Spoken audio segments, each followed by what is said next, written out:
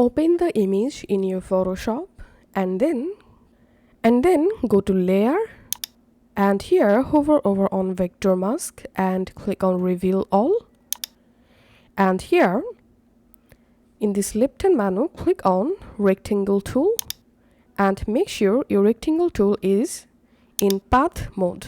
So select your path and in this radius box write your radius. I'm adding 150 pixels, and then go ahead and draw a rounded rectangle shape just like so, and you'll see your image now rounded corners.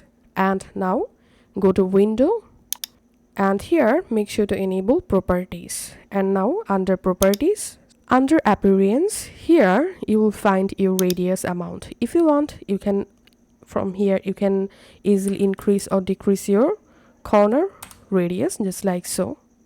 Let's add 500 pixels radius, and here we can see the result.